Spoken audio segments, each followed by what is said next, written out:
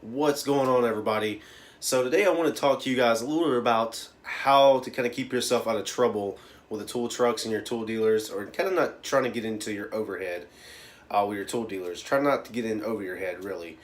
Gonna want to share a couple tips with you guys and maybe help you out a little bit of financially, a little bit with some of these tool dealers and stuff out there, whether it be Snap-on, Mac, Matco, Cornwell, whatever you guys use, wherever you're at.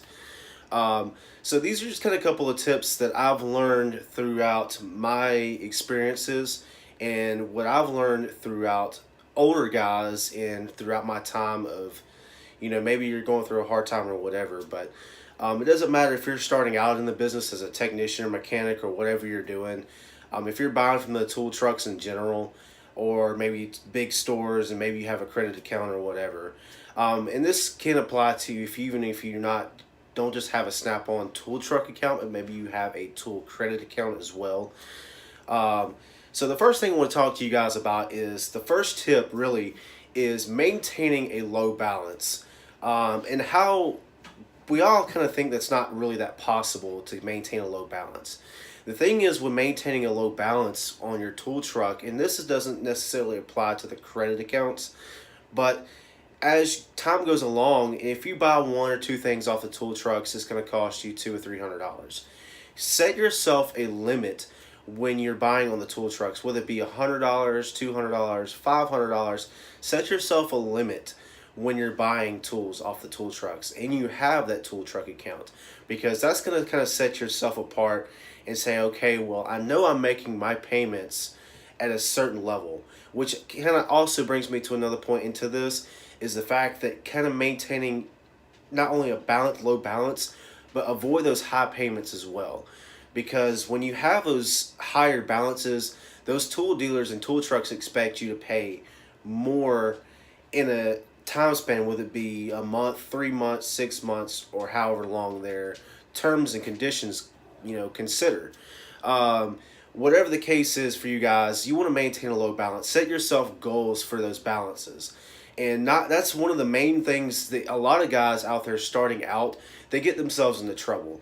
They go into the tool trucks, especially starting out new guys, and it's hard because you need a lot of the tools and sockets and wrenches and ratchets and all this new different stuff that you're getting into, and you know that you need this stuff, but at the same time, you're going to get yourself into trouble into doing that. It's nothing against buying quality tools. Set yourself apart and put yourself in a goals. So get yourself, put yourself in goals and buy one or two things at a time. Which brings me to my next point, guys. You want to buy as you go. Don't just buy, a whole buttload of tools at one time. Buy as you need things. Say if you need a wrench, if you got to buy one wrench at a time, two wrenches at a time, until you get that wrench paid off, do what you got to do. If you say, okay, well, I bought a set, but I don't have a 15 millimeter wrench. Well, buy that 15 millimeter wrench, and as you go, or if you want to complete a set as you go down to sockets, wrenches, whatever you want to do, that's fine. That's how you kind of buy smart sometimes. That's how you kind of take care of some of those things. Maybe it's a special tool you might need. Maybe it's a special socket or special Torx bit or special bit or special drill bit or whatever the case is. You want to kind of maintain yourself at a certain level and certain balance again. The next thing I want to kind of bring you guys to is avoid those impulse buys. We get on those tool trucks, guys, and we see those, that Snap-on dealer, he's got that hot deal of the week, hot deal of the month. He's got $50 off, $100 off, buy this, get this, buy one, get one free, buy this, get that free, whatever the case is. We all get on those tool trucks and we see the awesome new hot deals, the flyers, the catalogs. We see all this new stuff that's coming out, and it's constantly ever changing, and it's supposed to get better and constantly all that. But we get on those tool trucks, we see, a little gadget or a flashlight, a little special hand tool, keychain, whatever it is, the little goodies that you might see on the tool trucks. Those are kind of your impulse buy stuff that you just kind of get on there and you see it and you want it. And that's I think that's what hurts of us a lot if you're on a financial budget. Maybe you're not on a budget, but if at the same time, guys, if you're trying to maintain a balance and that's your whole goal, and maybe you're not trying to spend too much to try to get yourself out of trouble. um, those impulse buys, they will get you into trouble really quick. Especially that can add up your balance very, very quickly, or maybe you have the cash on hand, but not everybody does. And that's kind of the whole basis of those tool trucks, is so you're able to, buy that ratchet and pay it off because it's good quality stuff, or you believe it's good quality stuff, and it's going to get you the job done and maybe last years to come and get you many, many jobs and make you money. And that's the end goal of this. The next thing, guys, is don't buy too much at one time again. When you're buying too much at once, it's, again, guys, it's you're buying multiple things and you're just buying too much, and you're buying 5 or 10 things at once, however many. It's going to start, creating a lot of problems, because, again, you're paying, if you ever have come down to the time to where that if you can't pay, maybe you're having a slow weeks, slow month, slow couple months or whatever, and you start being able to where, okay, all you're doing is paying your bills, and maybe you can't catch up because you got to pay those bills on time, guys. That's what's going to get you really far behind. When you start missing payments and say, oh man, can I get you next week? We've all been there, guys. I'm sure at some point in time we've all been there.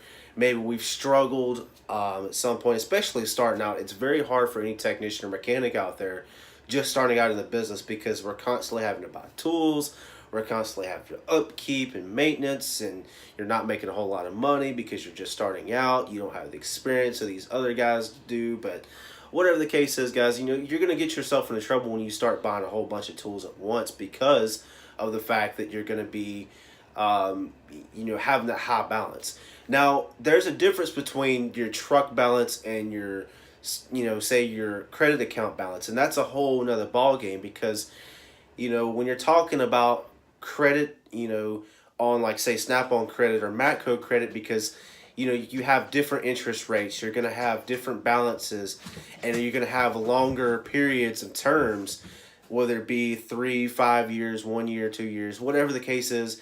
You're really going to have to kind of watch those and those credit accounts, because it goes against your credit, and that's going to can hurt you either now or later. Especially if you go to apply for any other type of credit and you're not making those payments, it's going to hurt you, guys. I've seen it and heard it time and time again with guys. They go and buy those nice new toolboxes and they can't afford them. Affordability is the biggest thing, guys. It's the key point when you're buying these tools and toolboxes from these tool trucks and tool vendors and dealers, because it's going to get you into trouble very quick. And just because you see a lot of people do it on internet and YouTube and wherever else, Facebook, Instagram, wherever else, you can't always go off of these other guys. Just because you see that they have a brand new Snap-on toolbox doesn't mean you need to go out and get a brand new Snap-on toolbox, because there's guys that's been in shops and dealerships and places and been doing this probably a lot longer than you have, and probably not making nowhere near the same money you are, because everybody's on a different level of knowledge and skill and doing different jobs. Everybody has their own things and way of doing things. So you can't go off just because the next guy next to you or somewhere on the internet has a nice brand new toolbox, 10, 20, $50,000 toolbox. You can't go off of that, guys. We love those things and we want those things, but you have to take it one step at a time. You can't be a new guy in the shop. Just because you change oil, you can't go and get a brand new Snap-on toolbox. Unless you can afford it, then that's a whole nother story. But the last thing I want to kind of give you guys with also is paying that bill, is because that's a huge, huge thing. Because paying your bill, guys, it comes down to the minimum mark. And I think a lot of us, to where we get down to the little bit of an account, say $100, $50 or whatever else. And we start, okay, well, I need something else now. Then you buy it again, you buy another ratchet or socket set, or say something else you need or want. So you constantly maintain the business with your tool dealers and vendors. don't get yourself into trouble, guys. You know, keep yourself out of trouble with these tool vendors and trucks and everything else. I'm not saying don't buy these tools, because they're great tools all around. You know, at some levels, at some point, you know, you want the best quality and you want the good stuff. But at the same time, guys, you have to buy smart. You know, we all probably own Snap-on or Matco, Mac, whatever else. You know, we all probably hit these tool trucks and whatever. Buy smart, guys. Think before you buy. You know, be patient on your purchases. Don't try to get yourself into trouble. There's a lot of great tips out there. You know, I hope you guys enjoyed this video. If you got any comments, questions, like, comment, subscribe down below. Please do. Hit that notification bell right down here as well. Maybe I'll leave some cards or some more other information down in the description down here below. I appreciate everybody watching. I will see you guys in the next one. Till next time, guys, keep on wrenching. Don't matter if it's nighttime or daytime, it's playtime down by the water line where the kids are sharing.